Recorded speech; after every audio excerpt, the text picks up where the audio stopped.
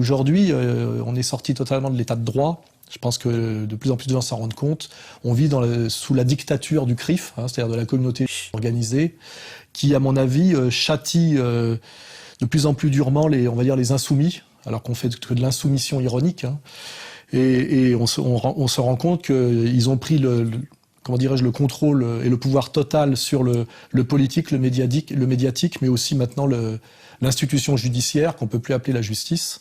Et effectivement, ce petit geste insignifiant m'a valu 30 000 € de condamnation. Parce qu'en plus, les médias mentent, ils disent 10 000, c'est 30 000. Parce que non seulement je suis condamné à 10 000 €, mais en plus, il y a les parties civiles, qui sont la multiplication des mêmes, qui viennent chercher prélever la livre de chair, comme dans Shylock, vous voyez.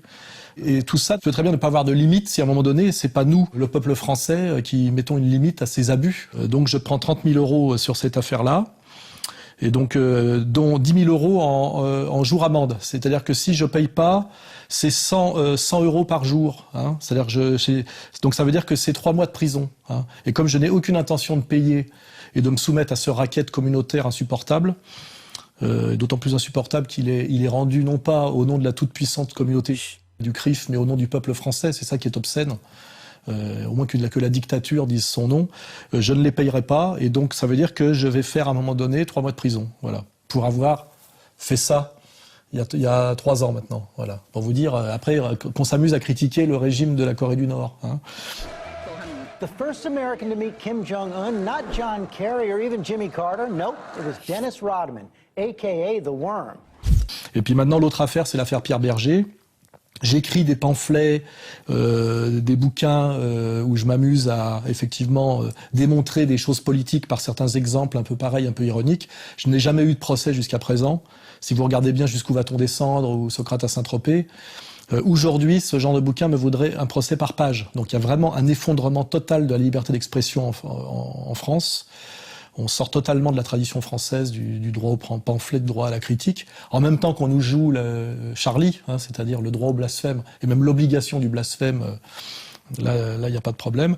Et Pierre Berger me fait condamner pour trois petites phrases où je parle de la GPA, etc. Il ne s'agit pas de liberté ou d'égalité abstraite, mais de l'extension à tout, objet, humain, organe, de la logique du marché. Comme l'a bien rappelé Pierre Berger avec sa fameuse phrase sur la mère porteuse qui vend son ventre comme le prolétaire vend ses bras, nous sommes tous à Pierre Berger.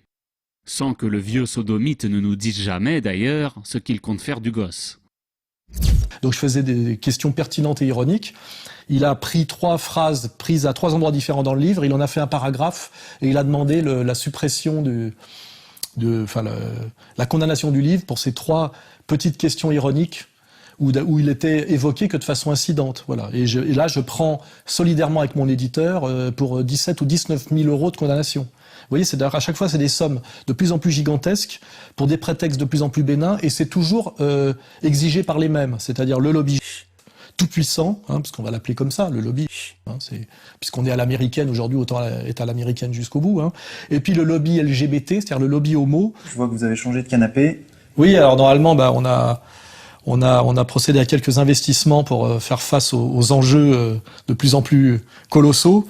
Et voilà, on a acheté un canapé plus grand. Et on va mettre l'ancien en vente sur eBay pour voir si ça va pas nous faire un peu de sous pour faire face à toutes les attaques qu'on subit en ce moment. Et donc on va s'amuser à mettre l'ancien canapé en vente sur eBay et voir ce que ça donne. Ça sera très très rapidement sur le site là.